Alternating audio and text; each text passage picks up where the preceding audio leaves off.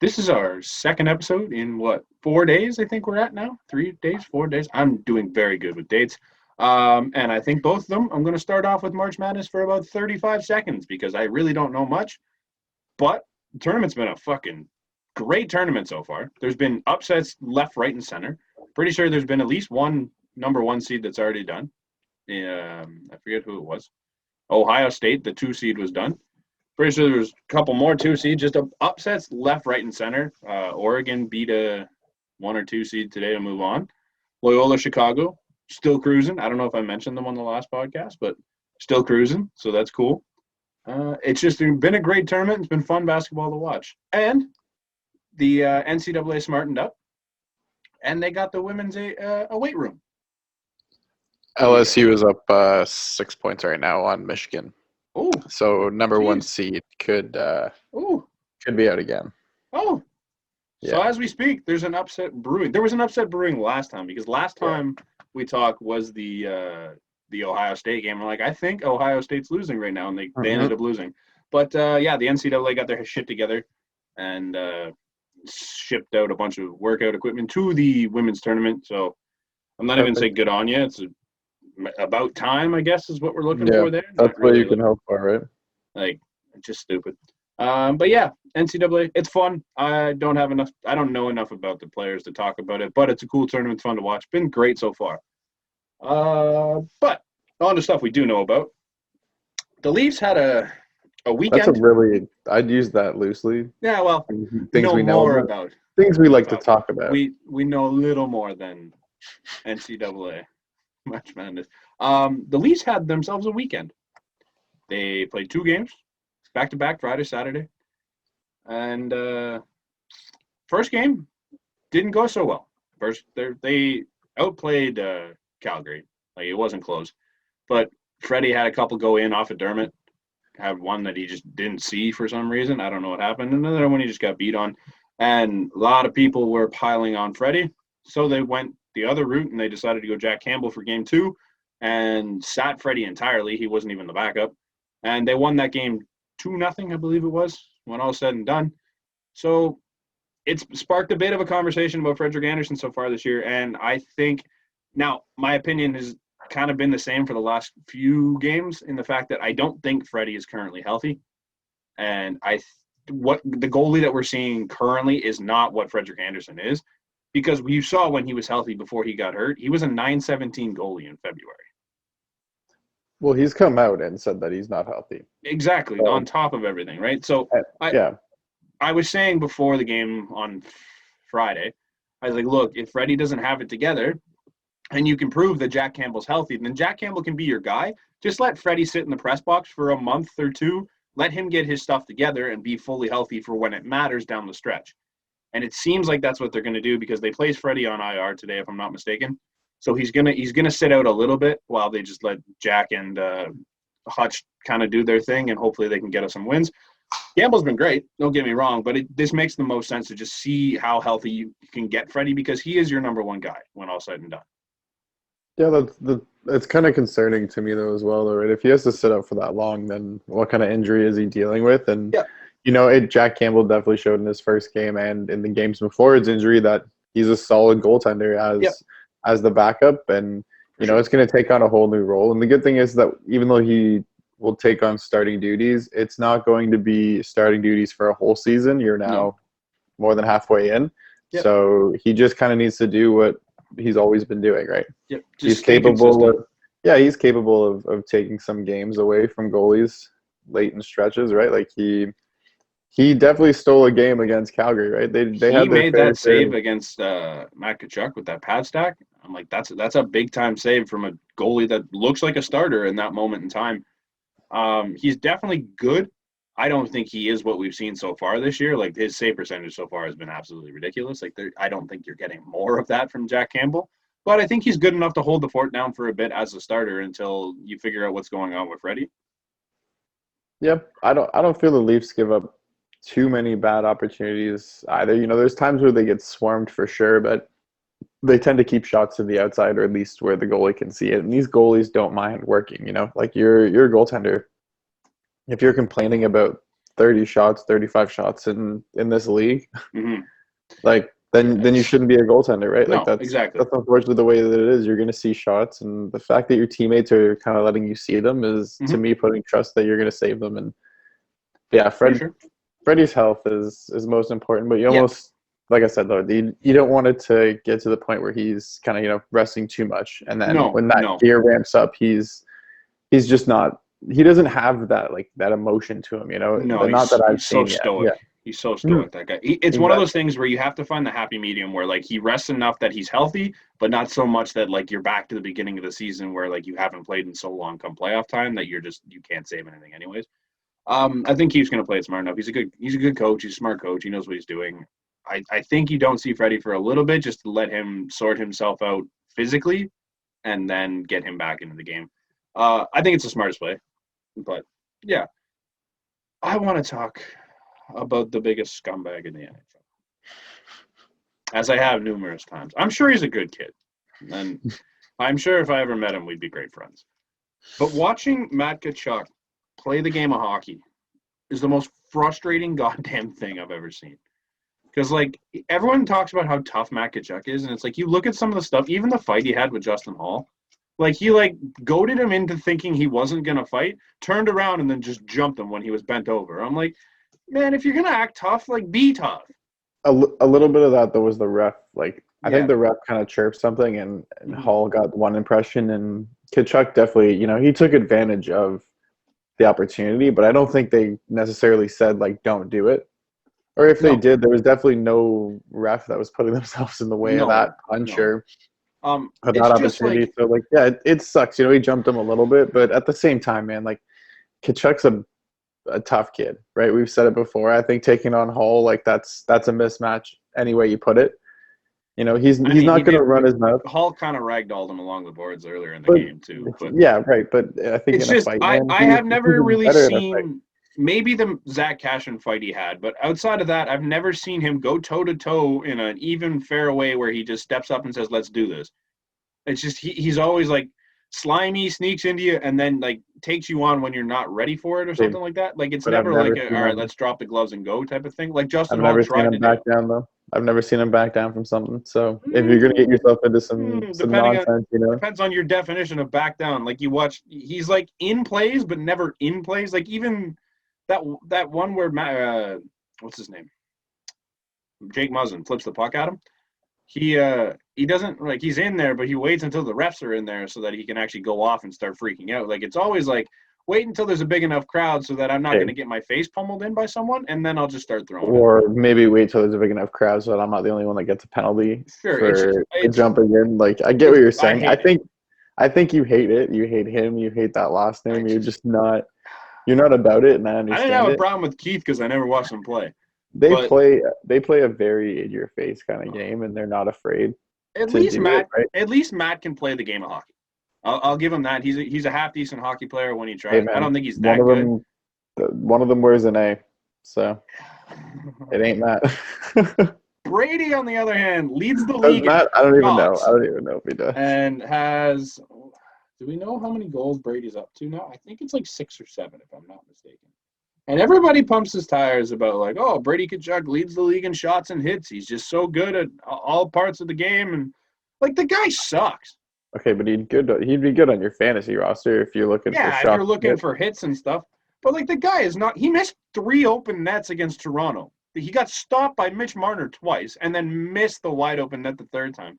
The guy takes 1,000 shots, but he doesn't hit the fucking net. He's got 11 goals now. 11 goals in 33 games. Yeah, don't even worry about it.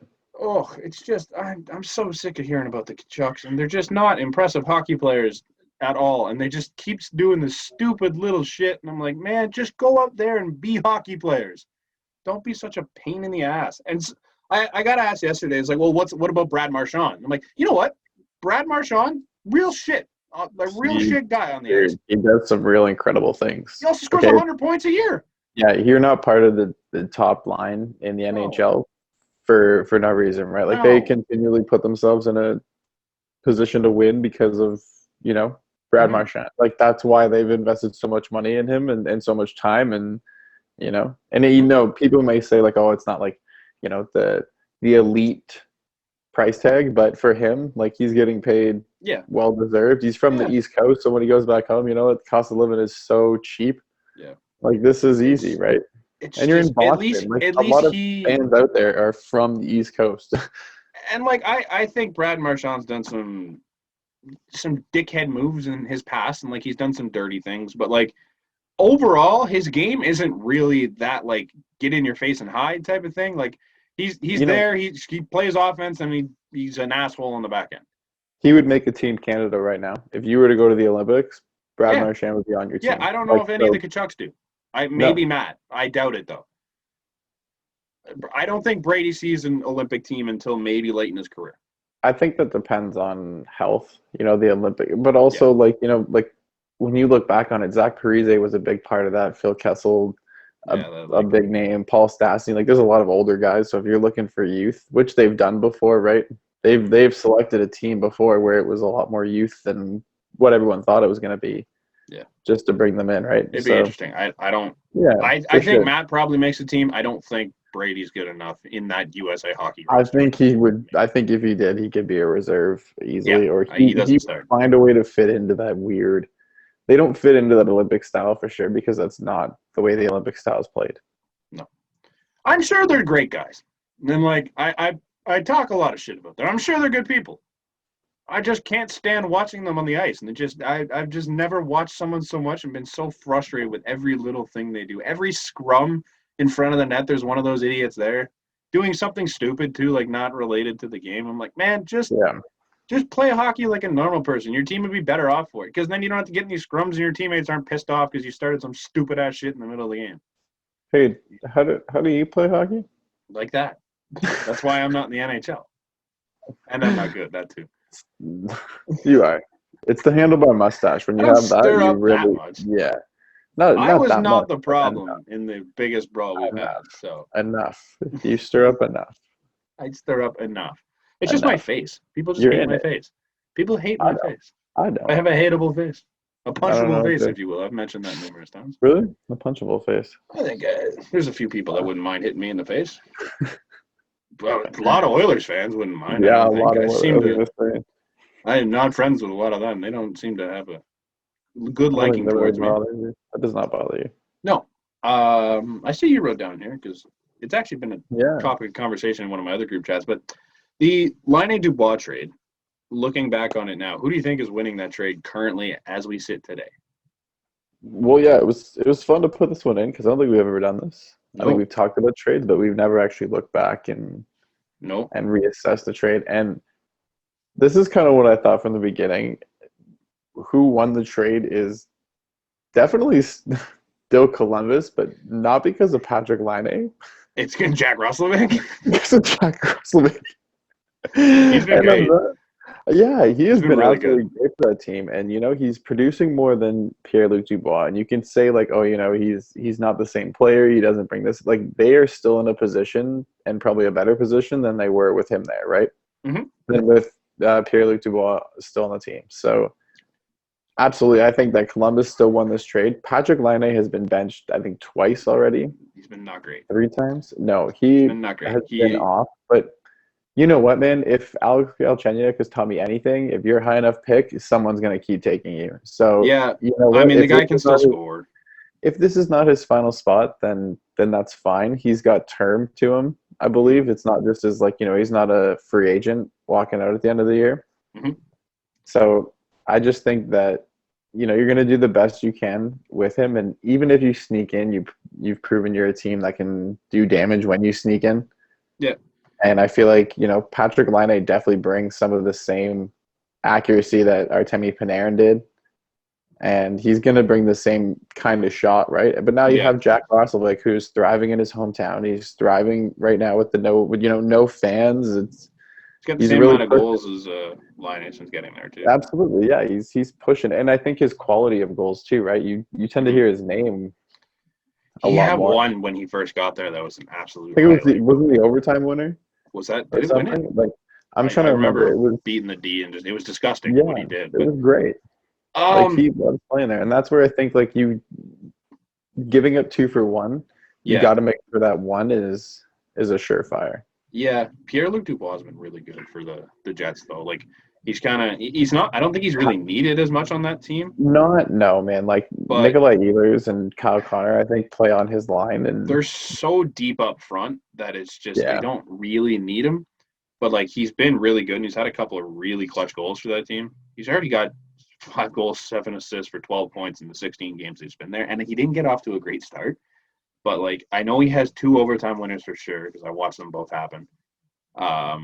He's just been really good and really solid both ends of the ice, and I think it helps the Winnipeg Jets. I don't know if it gives them the edge in the trade. I just think he's helped them on both sides of the ice, whereas you know what you're getting with Patrick Laine, and it's a goal scorer, and he's not scoring goals right now. And I think a lot of that has to do with being in Tortorella's system of, like, you know what, we're not playing that type of game. yeah, it's hard to score goals when you're sitting on the bench, you know. Yeah, that's fair.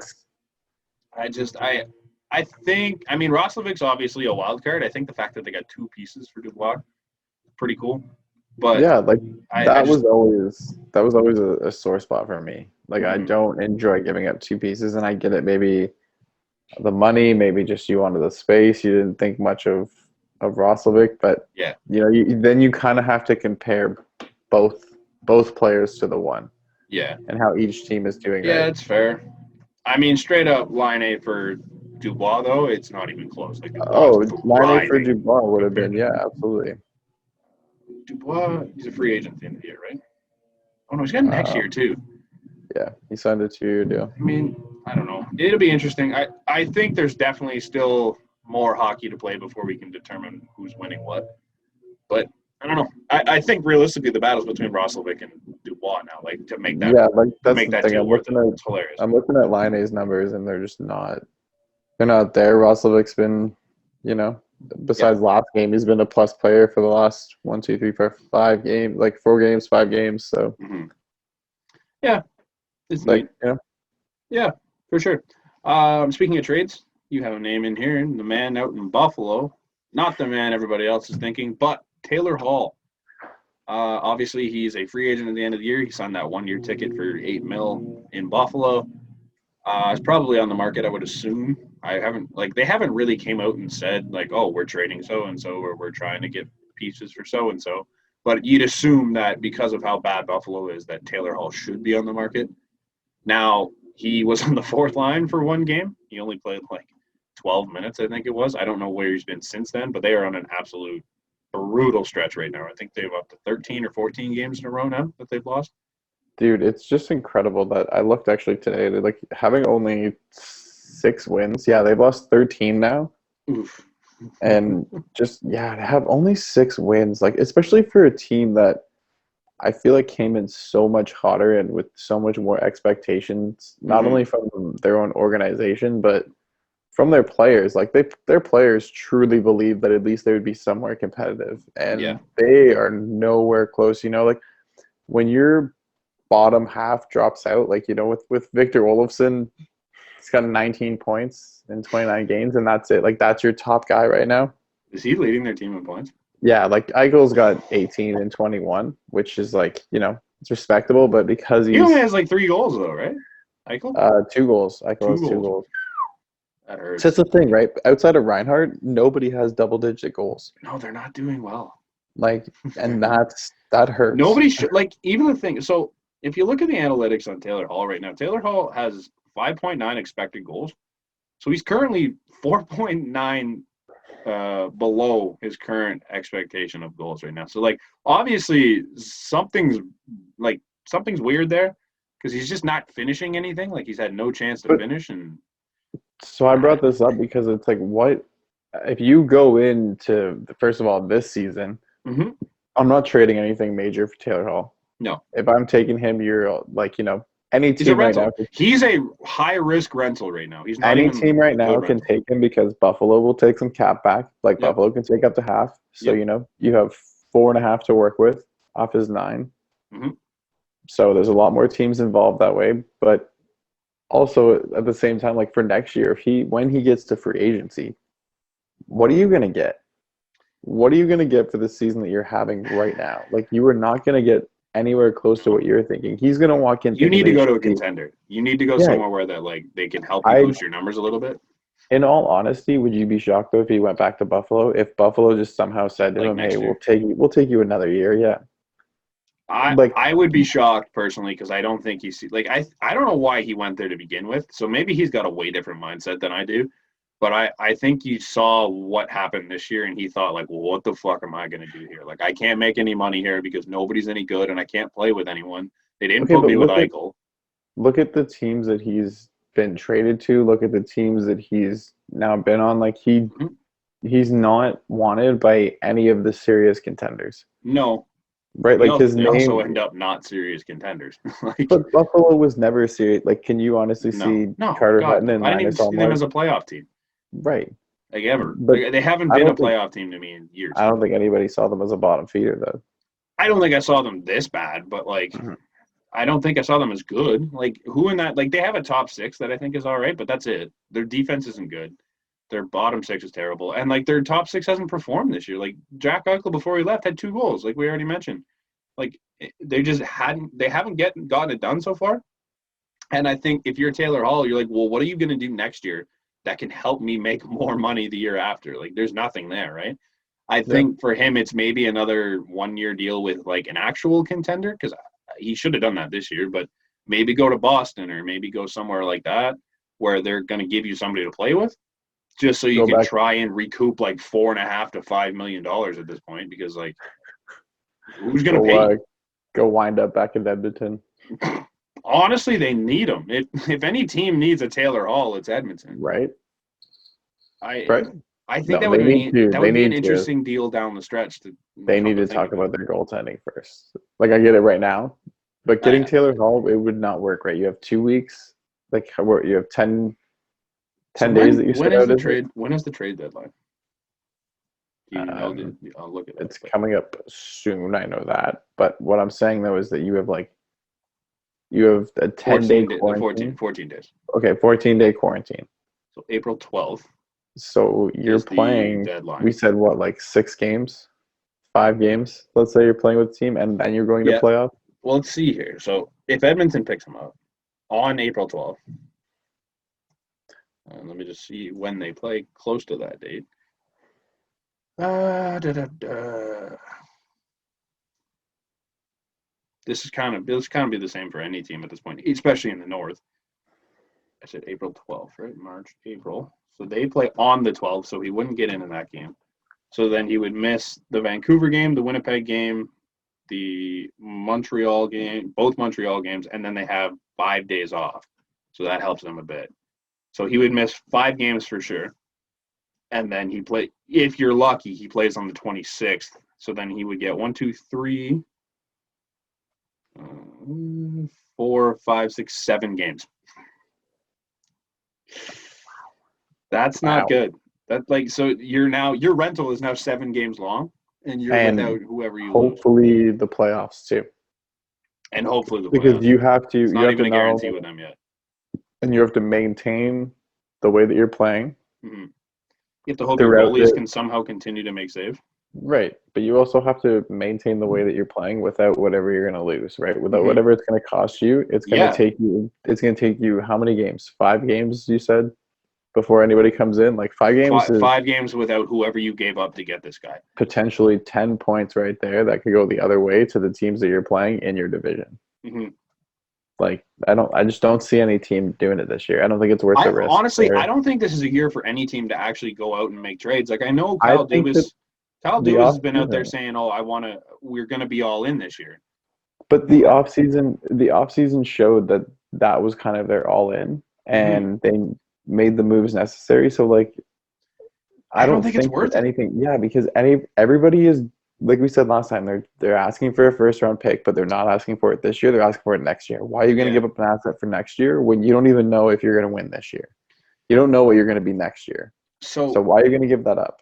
In theory here, say the Leafs want to make a move at the deadline, right? So you're now making that move on April 12th if you make it at the deadline. So you make that move on April 12th. Whoever you get misses the game against Montreal, Calgary, Winnipeg, Vancouver, Winnipeg, and then if you're lucky, he gets in for the game against Montreal, and then they play 1, 2, 3, 4, 5, 6, 7, 8 games down the stretch. So on top of only playing 8 games with you down the stretch, you're now missing, what did I say? That's 1, 2, 3, 4, 5, 6, 7, 8 games. So you're 8 games. If you're Toronto and say the only move that really makes sense is to get cap freed up is moving Kerfoot, and say you move Kerfoot and a D-man for whoever you get, who cares who it is. You have now lost Alex Kerfoot for 8 games, and you have nobody to fill that slot because you're not getting one back for 14 days minimum. Yeah.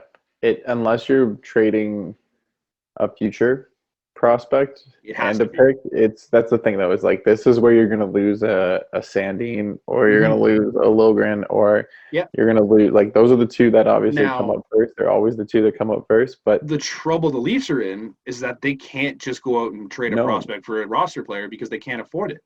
Nobody on the market right now is cheap enough that they can just go, here's Sandine and a second for whoever. And that's where the issue lies, and they've already started losing a lot of players. You know, we saw Jimmy Vesey get traded, or get claimed off waivers. We saw just had Travis Boyd got claimed today. Yep. Did he get claimed, or was he just bought out? He got claimed. He put on waivers yesterday and then claimed by Vancouver again. They're looking for anybody, you know? Yep. They're just putting out the Leafs team, which is fine. But at the same time, like, so your depth is no longer there, right? Not that they did anything, but they're NHL players. Mm-hmm. The only thing that makes a little bit of sense for Toronto, I don't know about Edmonton. I didn't really look at their schedule in depth, but if you make a move now, then it might help you down the stretch because, like, realistically, you've got Ottawa coming up on Thursday, and then 14. So say you make the move tomorrow on the 23rd. 14 days from there is what? That puts you at the third. Can I ask April a question? 7th, right? Go for it. Why are we not looking at Ottawa as any sort of opportunity to take a player? I'm understanding that, like, comment. I think the perfect trade for me was Tanner Pearson, but unfortunately Tanner Pearson's out for a while. With like, he got hurt the other day, but that was an ideal trade piece for me. I thought maybe Ryan Dzingel. I know that he's been a trade piece before. He's been a depth piece before, you know. He's somebody that doesn't pop off the name. There's also succeed here. Right. There's also Connor Brown, who they've had before. Love to see Connor Brown back. I don't think they do it. He fits with term. I know you have to trade some pieces, but at least this way you're not losing any time. You know, like, I don't think anybody's mentioned. There's no way you're going for Calgary. There's no way you're going for Vancouver. No. There's no way you're going for Montreal. There's no way you're going for, you know, Edmonton, Winnipeg. Ottawa's the only one. Ottawa's the only team. Vancouver, right now you had a chance until they started winning, and now they're like, no. And then they started claiming all your players, so it's fine. Yeah. You know, it's actually funny because a friend I went to high school with, actually I went to school with my whole life. He's actually related to Connor Brown, and he commented on one of our posts one time. It's just like, because I was saying who should the Leafs go after, and he commented Connor Brown as a joke, I think. But, like, looking back on it now, I'm like, you know what? Connor Brown is the perfect piece for this team right now. Why does that not work then? You know, I don't know. They're still wanting to stay young. They have Kachuk, they have Batherson, who kind of lead that team right now in points. They have Conway, who's a little bit underrated right now, but he's also not to the full potential I think he's going to get to. I think that guy's going to be pretty good. Tim Stützle is still figuring out the game. Like, Connor Brown is almost like a little bit too old to be. I was just about to say the same thing. Yeah, like, not that he's old at all though. No. Like, he's not old, but he's just, when you name off those players and see their age, outside of that young group. Yeah, they're not. He's not in that clique for when they are going to be successful, if they are going to be successful, right? He's 27. So I wouldn't, which is great. I wouldn't mind seeing him, even, like, as bad as it is to say, Evgeny Dadonov, like, can play the game. I'm not paying him.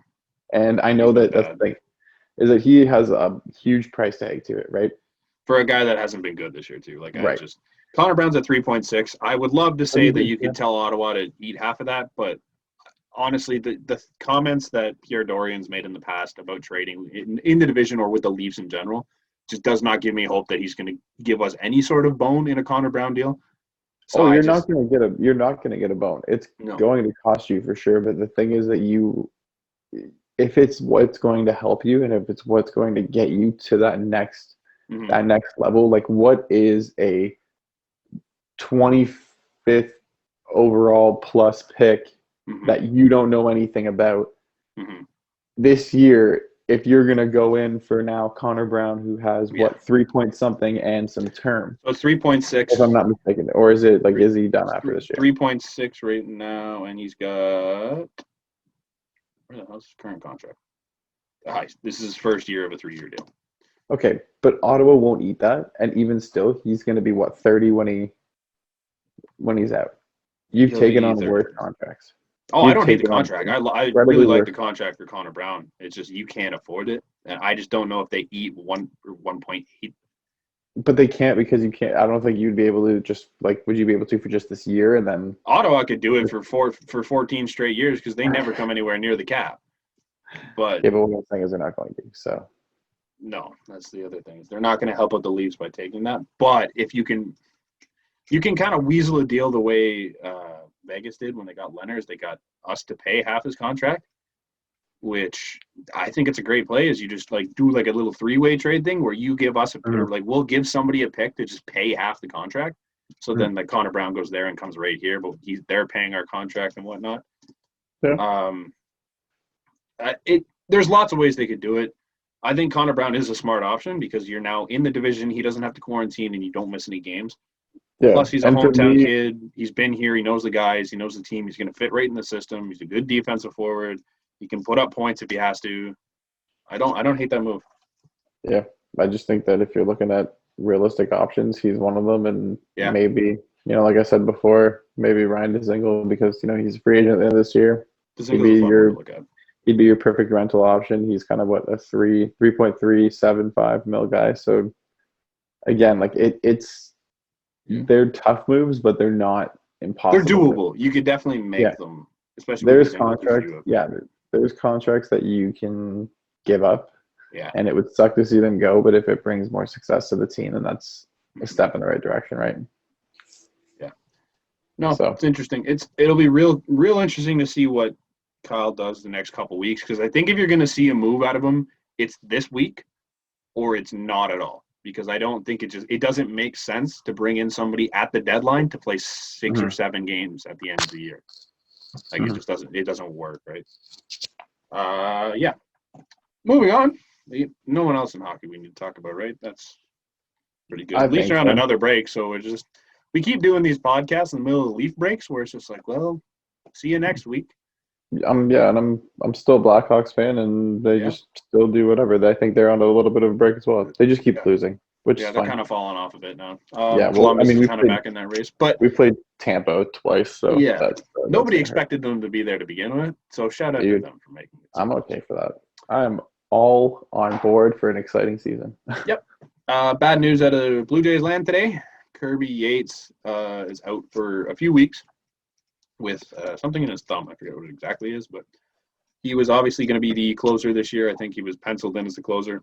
Obviously, you still have Jordan Romano. But is Ken Giles just done? Ken Giles gone. He's not. He has Tommy John. I think he's signed somewhere else. Did he really? He's not playing this year at all. But I'm pretty sure, if I'm not mistaken, he signed a 2-year deal somewhere. So we just got nothing out of him. Seattle. So he's we got nothing. Wow. So currently it's probably Jordan Romano's spot to lose. What's his name? Tyler Chatwood's been good. You obviously have guys like Baraki and some other names in the pen that could get the job done. AJ Cole had a stint as the closer last year. So there's options there, but Kirby Yates was supposed to be this guy that you brought in to just lock it down, and a guy that has a small history of injury in recent memory. It's not a great start to his Blue Jays career. You'd hate to see that. Hopefully he can just get it all sorted out pretty quick and he's back and no problems for the rest of the year. But obviously in the opening parts of the season, that's not something you want to see from the Blue Jays. No, you definitely, you can afford some injuries maybe in the field, in the batting lineup. You have so much depth there.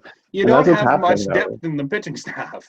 Yeah, and I feel like that needs to be, we can't keep just putting a Band-Aid over each time we get cut, it just keeps getting bigger and bigger. And we're just just don't worry about it. We'll just cover that up. We got this. We got that.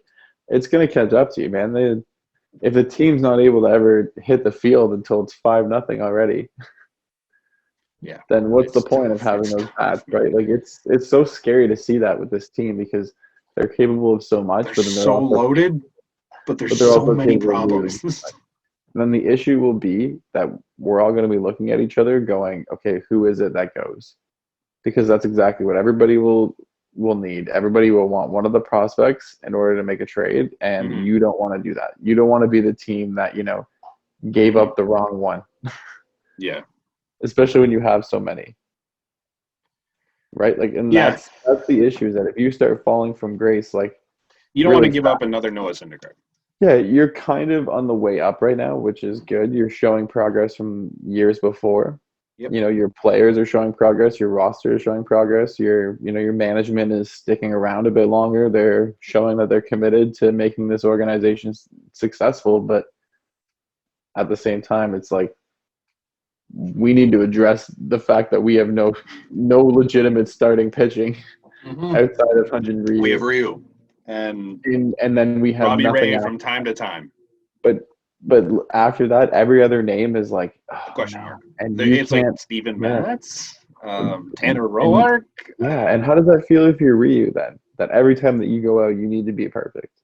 It And if sucks, you're man. the It's so bats, if tough. you're the bats, every You went time that from we being go the out, 3-4 guy in LA to having to be the guy it puts a in lot of pressure. Toronto. Yeah, it puts a lot of pressure on a lot of these players, and especially for new players like George Springer and Marcus Semien who are coming in now and having to put up with all the questions of how do you feel about the pitching rotation? Yeah. Yep. How do you feel about that? Which is something that Now, credit to these two guys because George Springer was talking yesterday about how this team looks and like how poised they are to be good and how professional they are given how young they are and all this stuff. And like he says all the right things, obviously. And then Marcus Semien just never really says anything, but he that, goes out there and gets it done. Guy's got home run in both of his last two games. He hit one today, he hit one yesterday. Just nuke shots too, both sides of the field. I'm like, good for you, man. So like they're doing their job. They're going to come in here, be professionals about the whole thing, and do it. You just really hope that at some point they do something to address the rotation, because especially now that your bullpen's depleting a little bit, you kind of hope that we don't have to use it that much, especially early, yeah, because there's going to be more injuries. Like it happens every year. yeah, and like Just we'll kind of try we'll and touch on limit it. this a little later too. But I was looking at the MLB. They released their top 100, and Okay. Ryu falls as number 39. So that's your top pitcher. Is Yeah, I think. 39th in the whole league with like big names Do you before have the him. list? I haven't Yeah, actually I seen it. do. I do. Yeah. I'm a little shocked at some of them, but it's whatever. It's the MLB. Boost what you got to boost. I get it. But Yeah. anyway, um, but yeah, and then the Jays don't realistically see they don't have technically a top 10 player in the MLB. They have a top 20 as Yeah. George Springer is They 20th. have a lot of top tier guys, Yeah, but you they have a don't lot of guys have. that can produce, but the thing is, like I said before, man, it's tough when you're sitting on the bench Yeah. watching ball after ball get hit, get destroyed, and one thing that I've heard always about this Dunedin Stadium is balls are going to fly. Yeah.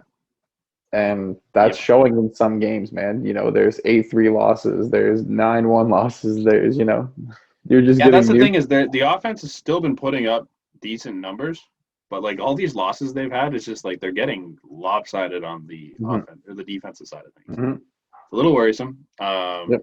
Obviously, there's a hole there. We know that going into the season. I'm not expecting this team to go out and win a World Series with the rotation they have. They're not. It's not a great rotation, but this team's going to be a hell of a lot of fun to watch, just based on what they can do with the plate. And there's a chance that these rookies decide that, you know what, maybe we're going to pitch some games and they're going to do well at it. Nate Pearson's obviously still a question mark because he's hurt, but if he comes in and throws the way he can steal a ton of games. Robbie Ray is a question mark, but he can steal games here and there. When he's pitching the way he can, he's untouchable. But it's just when he's not, he's very touchable. Yeah. Steven Matz has looked untouchable in the spring training. So there's four guys that, like, you know what? They could have a miracle year and have a decent rotation going. I But don't it's like so I many don't like question that. marks. I don't like that, that's like you're flipping all these coins, You you're need a hoping they all lot to land happen heads. for your pitching to be good. Yeah. But on the flip side, you need a lot to happen for your offense to be bad because Mhm. that offense is just lethal top to bottom. Then they're always going to put you in a position to win. They're always going to put you in a position to score runs, but Mm-hmm. you really got to see. I think the game is different when you're playing from behind or ahead or Yeah. Yeah. tied. It's very Yeah, different. baseball's so weird situationally. It's like it's one of the only sports where like you play significantly different depending on the situation you're in. You pitch the game differently. You're doing everything differently. And if you're down 4 runs in the first couple innings, it's worrisome. Yeah, and a game is going to dictate a lot of the emotion of it, like a lot of the emotion of what's going on because there's not as many fans, right? Even if there is fans, there's going to be 10%, 25%, whatever. Nothing going on realistically. So to get that emotion, to get the ability to amp yourself back up from the crowd is not there. So you have to find that within, which some players got it, some players don't, and you just don't want to ask that question with this team. We'll see how this year goes. It's going to be an interesting one. So I don't know if I have the same list. I'm assuming MLB.com, is that where you got your? Yes, sir. So they did release their top 100. It was a little. I think we actually mentioned it briefly on one of the podcasts, but we never really broke it down. George Springer is actually the highest Blue Jay on the list, number 20. In that next 10, he's behind guys like Jose Ramirez, Manny Machado, Alex Bregman, Trevor Story, Francisco Lindor, DJ LeMahieu, Nolan Arenado, Shane Bieber, Garrett Cole. I think they were linked to like 7 of those names in the offseason, so that's kind of cool. How many of those did they get, sorry? Just the one. But, yeah. The one so that's first mentioned, yeah. But the 10 spot is where things kind of get interesting for me because Cody Bellinger is sitting at 10. Can I just say one thing about this list? Is it's incredibly shocking that only one pitcher made the top 10. Yeah, it is and it isn't. Like people seem to not value pitchers all that high in terms of like who's the best because they only go out there once every 5 days. But in terms of like I need to give somebody all of my money, it's always a pitcher. Okay. Like you're giving all the pitchers because you go out 1 every 5 days. Your greatness just gets a little diminished in terms of like I would love to have this guy on my team, but your paycheck doesn't. Your paycheck's still stupid once high. Every 5 days. Why would I worry about a win once every 5 days? Garrett Cole's the highest paid player in baseball, right? Or is it Trevor Bauer now? Not entirely. I think technically average annual value right now it's Trevor Bauer. Awesome. Where's Trevor Bauer? Former teammates of each other. I actually the UCLA Bruins. No, I don't know where Bauer is on the list. So he that's is. I can't even find him. Might have overshot him, but you were supposed to be the stats guy. I know. I can't find him. Is he in the top 10? No. Wow. No, I don't know where the hell Trevor Bauer is. And that is the highest paid player in the league. So it's not really that big a deal that they're not on this top 100 list because, like, they still get paid. So okay, I get that. And this is really just MLB.com. I'm not sure. It's their opinions, their right what opinions. What it's for you, yeah. So Cody Bellinger at 10 to surprise me because I don't think he's like – I think he had an incredible year in 2019. But I don't think that's the player that you get at a Cody Bellinger. And then I think he had an atrocious year last year. But I also don't think that's Cody Bellinger. I think Cody Bellinger's somewhere in between those two. But I don't think it's 10. Like I think he's in the mid-30s, maybe 20 to 30 section. That's a big nod to give him, especially for what he did. Yeah. And you leave out DJ LeMahieu. Mm-hmm. Well, that whole next 10, I could argue. Right, you leave out Garrett, you leave out Garrett Bregman. Cole, you leave out Nolan Arenado. Like, I get it, they had down years, but you're trying to tell me that Cody Bellinger's down year. I found Trevor Bauer. Trevor Bauer's at that 29th overall. So he's not anywhere close. No, and UW is at 30. They both were unranked last year, so big jump for those boys. That's good. Yeah, so after Bellinger, you have Christian Yelich, who seemed like a NL MVP lock until he just decided last year wasn't his year. Again, another guy who had a really bad year and still cracked the top 10. Mm-hmm. Not he really fell off the face of the earth last year. Really he was not good. But all right. He hit 205 last year. That's bad. But again, I don't think he is that. I think he's a lot closer to what his previous 2 years were. That's crazy at a 31% strikeout rating. Like that means you're just swinging. You're guessing. That says to me that you have. He's just not seeing pitches. That's weird. You have no idea. Somebody has that kind of drop off. And then Anthony Rendon, I think honestly could be underrated on this list. Like, he had one of the best WARs in baseball last year. Oh, he He's could have currently been. sitting at 8. He could be top 5 always. Yeah, and then you have Acuna Jr., who just keeps climbing lists because he's just great.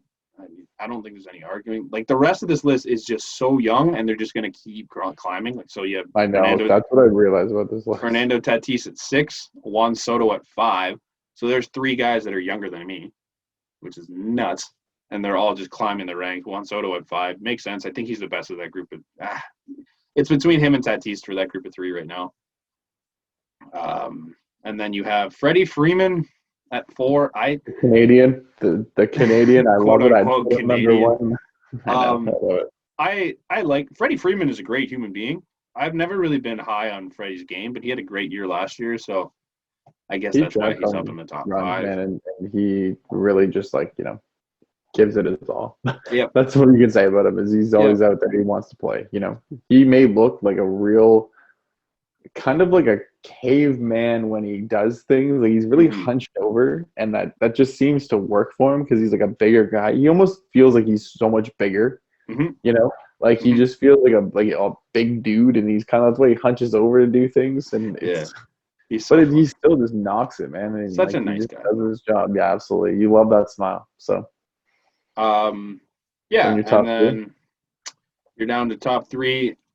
Number 3 is the biggest lock for any award ever in Jacob deGrom.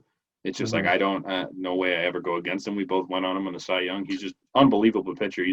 He's one of the most valuable players in the game. And it's no shock that they have him at 3. They had him at 8 last year.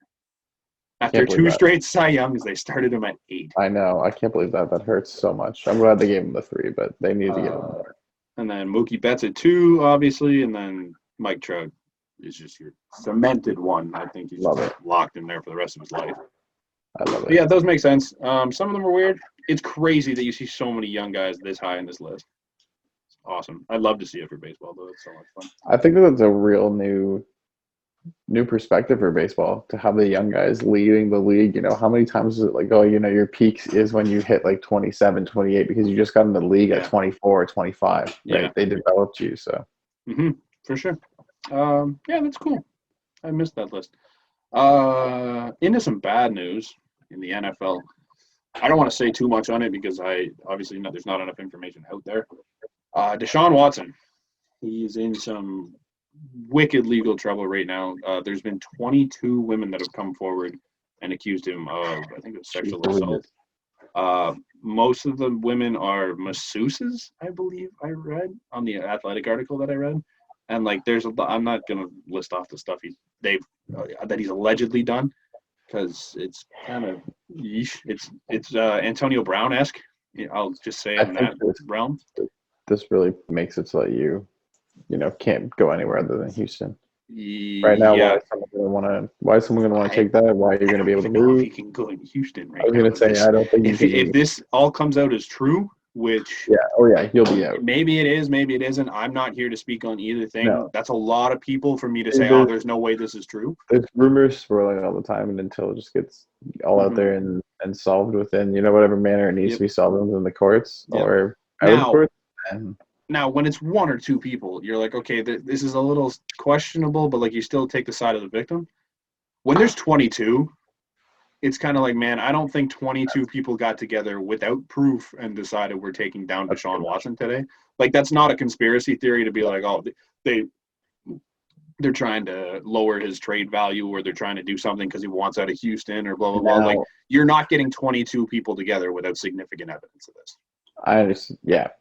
There is rumors swirling, I guess, with the lawyer involved against him that there is bad blood between them. Yeah, that's fair. They have past history. He's going through a bankruptcy, yada yada yada, or close to but there's just it's just shit swirling. I don't want to. I don't want to.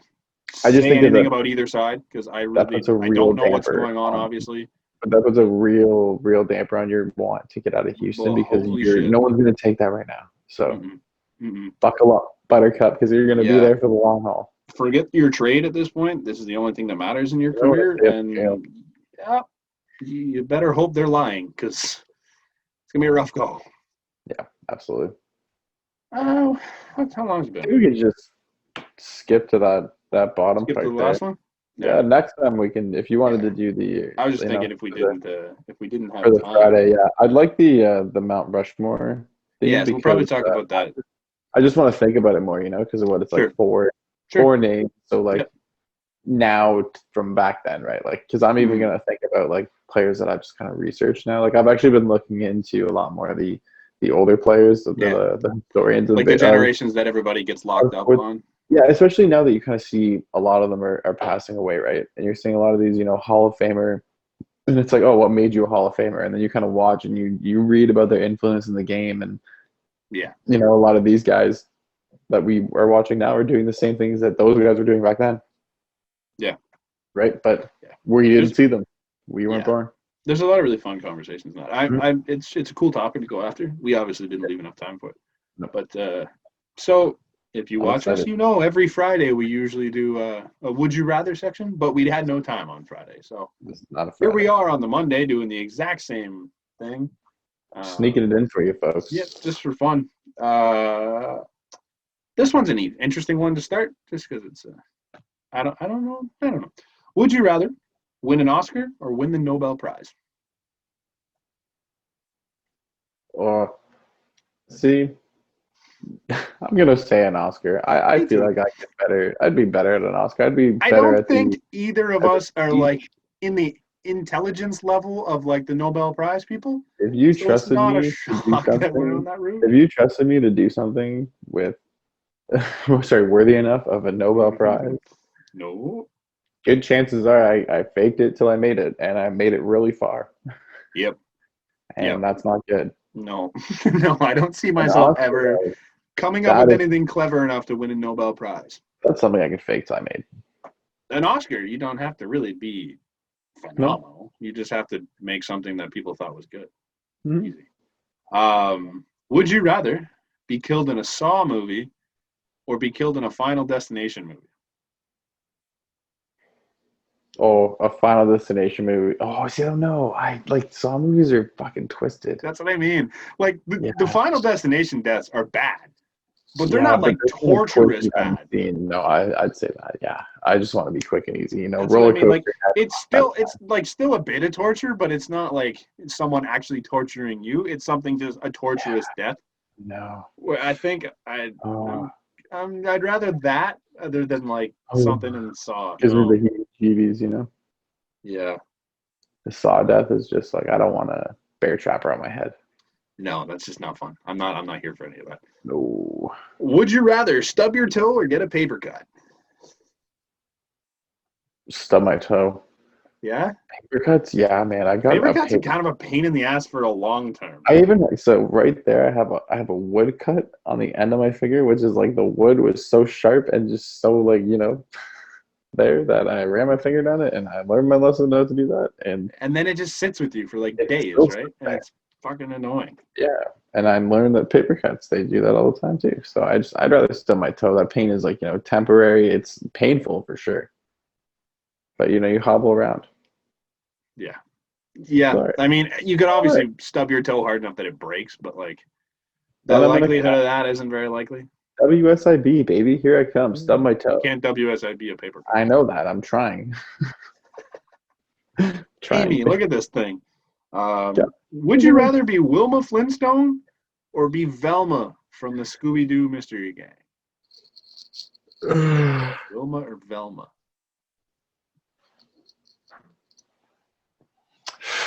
I think Wilma. Honestly, really? Oh, I would love to live. I think Wilma's cooler, and I think she's like she lives in dinosaur land. That's obviously. I'm all about being cool. But Velma's fucking brilliant. Yeah, they solve mysteries, but like they're always. I don't know. I don't think so. I'm more of a. And like, are we talking cartoon Velma, or are we talking like live action Velma? Both. You live in both worlds. You have to coexist Velma in general, because like the live action Velma, that's like she's now Hawkeye's wife, and lots of other roles.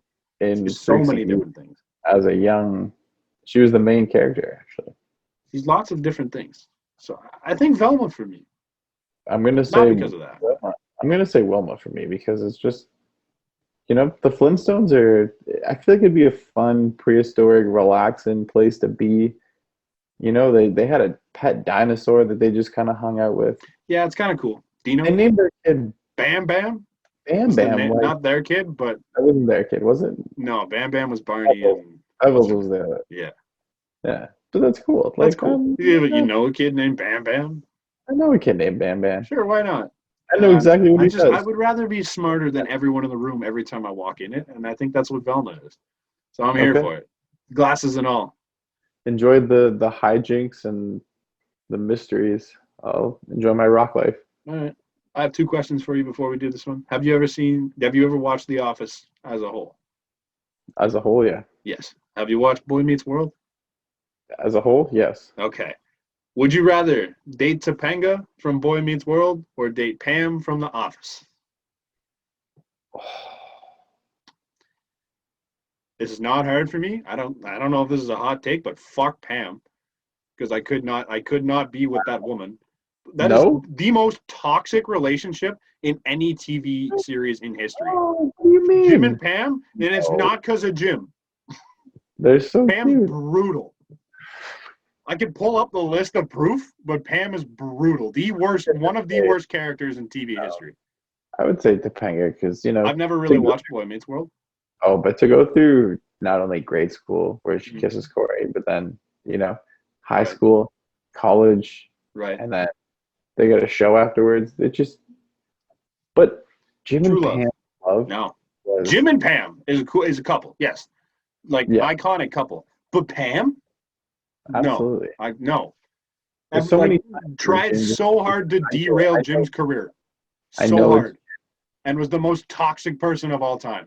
He let her go to New York. I get that. Yes, without any hesitance. And then she just couldn't handle being away from him for like a day at a time. They had a baby though. Okay. They had 2 babies. They talked about it. She agreed in it. I can't.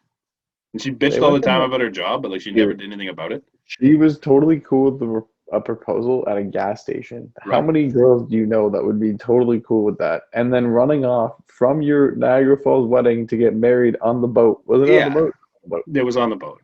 But I forget what I was about to say. No, she decided she just wanted to force herself into a sales job, even though she never made a sale in her life.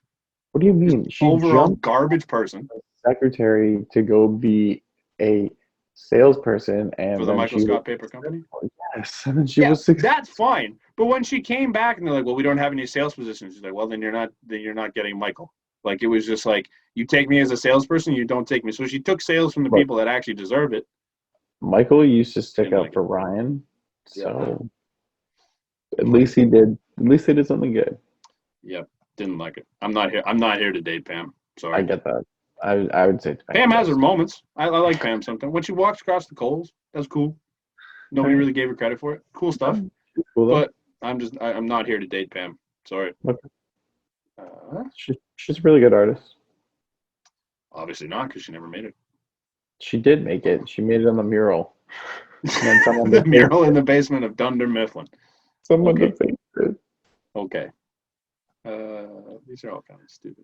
Oh, this would be an interesting one. Would you rather spend a day with Justin Bieber or spend a day with Miley Cyrus? Miley. Yeah? Oh, always. I think Bieber would live quite the extravagant life.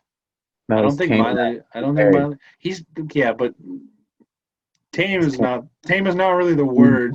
Hello, you just want to play hockey with him. That's why he would play sports. He's a more I got nothing against Miley Cyrus. I think that'd be depends on what brand of Miley Cyrus. Honestly, I feel like we would more go to a recording studio and bust out a song or something with Miley Cyrus. Yeah, she's more for the duos. I'd be more for really Billy Ray too. Okay, that'd be all right. Dolly Parton, if Dolly Parton wanted to hang around. Dolly's like her godmother. So she's the godmother. I know that. Obviously, Billy Ray exists. Yeah. He's breaking my heart. My achy, breaky heart. I just don't think you understand. Achy, breaky heart. These are all so depressing. All of these. I would take that any day. I guess this one's a little more related to us. Okay. If you played football for a living, would you rather play quarterback or play linebacker? Linebacker. I know my answer because Uh, I got forced into playing linebacker in high school, and in high school, grade 9, I was yeah. 5'8", 135, 140 pounds, and they're like, "Yeah, you're going to be linebacker."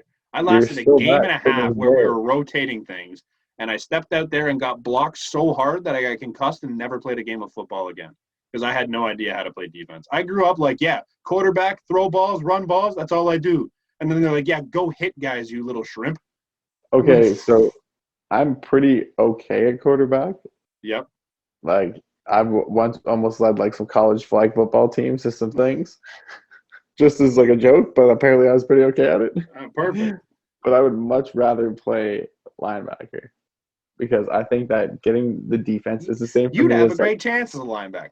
dude. You're huge. The way that I think about it in frisbee as well as like you're already expected to get scored on. So anything outside of that is bonus. If you stop them, you're great. If you don't score on that drive, shame on you. Yeah, You need to I go down don't know. there. I'd rather be the quarterback just because I've had poor experience as a linebacker, and I don't want to continue to do that. Get that quarterback. I'm getting at him. I'm gonna Okay. talk to him. I'm gonna go up to the line. I'm gonna say, "I'm coming." You know, Okay. like Would you rather never listen to music again or never play video games again? never play video games again.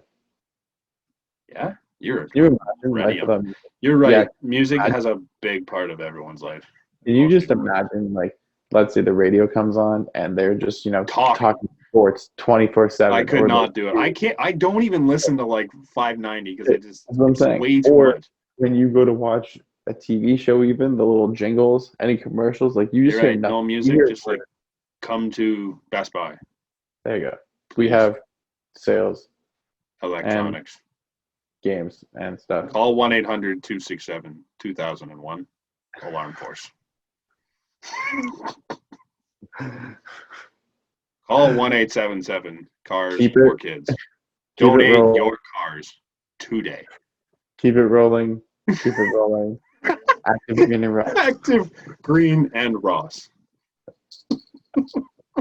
Like, Yeah, I you're right. remember We once definitely need the, music. what is it? There's a song that has like Eminem and 50 Cent and all them, and we translated it to like spoken word. Like you are acting like you don't know, and I'll tear the club up for sure. This flow is Jesus. going to bring more dough What do we because got you are here? acting like you do not know. Some of this is just so stupid. Like, run the world's only unicorn petting zoo or always have the car of your dreams? Oh, dude, that's a real tough one. What do you mean? Why? How is that tough? The You want to unicorn, run the unicorn petting zoo? you know how much money I'd make from the unicorn petting zoo? $12. A person. Yeah, but like they're cool ones. But like, $12 a pet.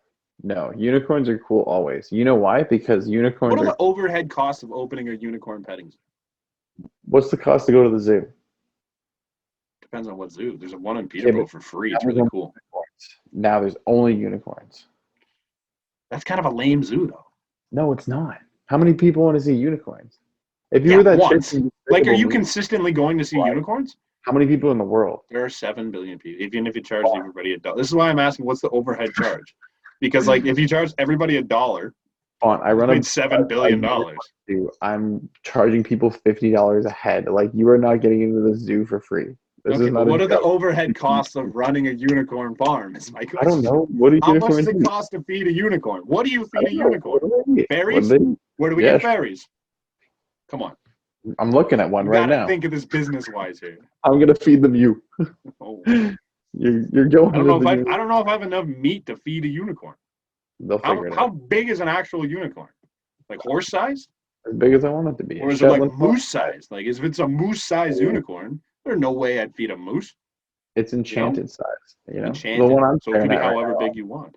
The one I'm staring at on the bowl is about this big, so it could be So that maybe size. that's it. Maybe there's baby ass unicorns. I'd Maybe feed it a has lot of babies.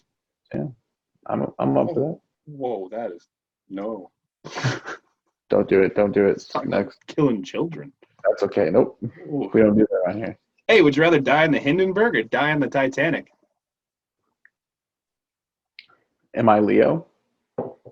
You can. You know what? No, I think you just got to be the most average ass dude. Oh, I just gotta like go overboard. You're just John Montgomery Yeah, I think I did of that. England. Apparently, drowning is On pretty the peaceful. So. Yeah, but you're like freezing to death first. Like it's not even. Exactly. I You're would not even freeze drowning. You're freezing to death. an ice cube, and then I would just, I would assume the Hindenburg death pretty quick. No, or actually, it lit up in flames before that thing went down, didn't it? So you're burning to death, basically. I don't like that. I'd rather just drown. I'd rather need it. You could just like fall off the Titanic and die though, because it was high enough up that like you hit hard enough. Both. But if I had to choose, I'd rather neither. But I think you're right on the Titanic. Up until I realized that it was blazing ball of fire coming down. did I ever meet Leo? Maybe you're in the high class cabin and he came up the one time and hanging out with you and your uppity bitches. Yeah, Bitches. I'd look really uppity. Would you rather give up Christmas or give up your birthday? Christmas. I fucking hate Christmas. Really? Oh, I'm sorry. Okay, it's not that I hate Christmas. Just like I'm from a very big family, Okay. and Christmas is like not just like a day. Christmas is like a week to a month, okay. and it's just so tough to get to see everybody. And it's like That's fair.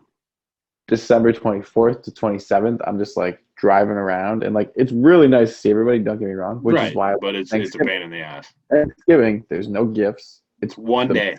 It's the same food. Yeah. Doesn't cost you that much. See, it is Christmas. A day, but my family is smart and they split it into 2 days because it's like, Sunday, Monday, and I'm all for that. That's smart. That's smart. Yeah. Okay. So I guess that makes sense if you're like that. But my birthday, man, I'm a selfish person. My birthday is all about me. Everybody pay attention to me. My birthday is just kind of like we just go out and drink and do something fun and that's it. Like we do that every day. But this time, you don't have to pay for it. That's the difference. Yeah, we went golfing. How are we going to go golfing this time? It's in June. We'll be fine. Everyone's vaccinated by June. We're going to figure it out. We'll be going to Jays games by June. We did golf in June. No, we didn't. Did we golf? Yeah, we did. We did golf. Golfed on my birthday. Yeah. We golfed the last two. I puked in a bush. Yep. On my birthday. I got iced 3 times before we even showed up to the goddamn course. It was not good. I woke up 10 minutes before I got iced. I thought you were down in the car. That was funny. I thought I was down in the car. My whole world was spinning. Yeah, I was like, how do we say that again? I made it.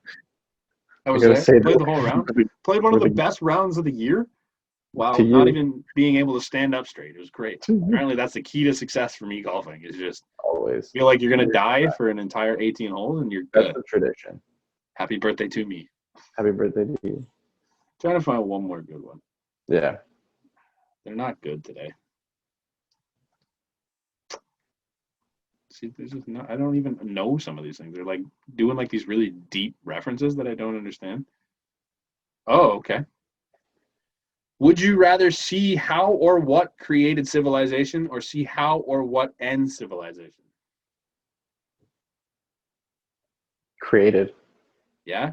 See, there's 2 sides to this for me. It's like created, I could just burn religion because I'm like, you're all wrong. And that's... I've had a big shtick against like a lot of just religion as a whole, not even like specific religions. Hey, if you want to believe in something, but it's not an excuse to be a piece of shit. So like I could just walk up to like maybe Christians are wrong. I'm like, hey, you guys are fucking idiots. Know that you know the answer? Maybe. It doesn't really say that. Okay. Oh, it says you have no impact and cannot play a role. This is just an observation. Who knows if anyone will believe you is literally what the thing says. So I know in my heart that I can tell religious people to shove it. Okay. So that's fun. I think it would just be cool to see how it actually did it. Like I'm somebody who likes to know more about how it began and the history of it rather than like the future or like where we're headed. Now on the other end of things, if you see what ends it or who ends it, you can't avoid it. You could technically put a stop to it. No. Oh, it says you cannot play a role. See, now that kind of you're right. I think I'd rather see if I had a chance to stop it. You just know. I think I would like to see who or what. You're not Superman, But apparently, I'm not Superman. You're right. Yeah. I do too much. Yeah. So I guess I would like to see how it was created, just so I could just shove it up the hoops of anyone hardcore religious. That's Yours is all that's from my point of religious view. intent and not in a good way. Oh, no. There's no like positive to this. It's just like I'm done with religious people using I'm all for that. certain religions to just be assholes to certain people, and it's That's just what- ridiculous. So I would Good- use that to be goodbye. like, hey, this book that you go off of everything for, it's fucking wrong.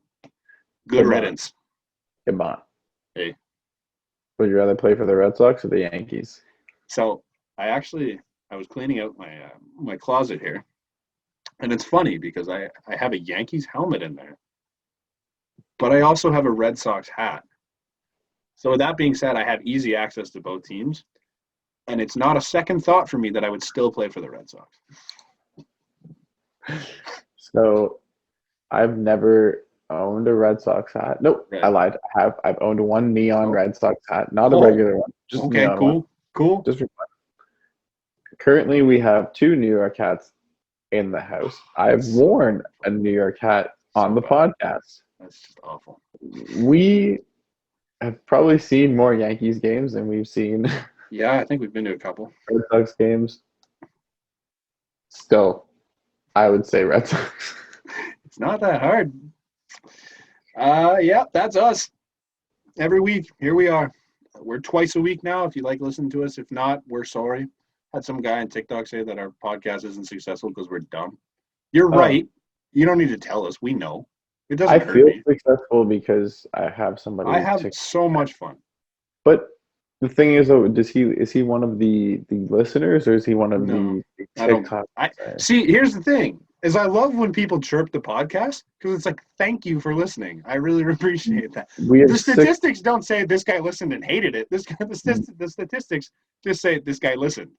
So if you want to hate our podcast and continue listening, go ahead. But also, I know that we have about the same amount of people that we know that listen to the podcast that actually say to us that they listen. So, like, to me, where are you? I don't care. What number are you getting? I hear great things. They just love to just try and make me angry, but I don't think you understand. It's really hard. You know what, then? We're going to have an open invitation. We want you on this podcast. We want you to try and let us know what's up. You know, if you feel that you can outpoint us, if you feel that you just if you want to argue with both of us, with Brant especially, with me, I could sit here, I could eat a snack, I could just put tape over my camera again. I'd be fine. There would not be. I think it'd be fun. Yeah. Thank you for the hate on TikTok. We love it. Thank you for the love on TikTok. The people that actually do comment positive things and follow us there. It's great. You can follow us there at the BnB podcast. You can also follow us on Instagram and Twitter. I've done a terrible job on there lately, but we're going to do better. That's at the BnB pod _. We got more content. We got merch, all that sort of stuff at theasports.com. Everything's linked in the description below. Don't forget to click like, subscribe, all that fun stuff. We'll be back end of this week sometime, either Friday or Saturday. We'll catch you then. Cheers.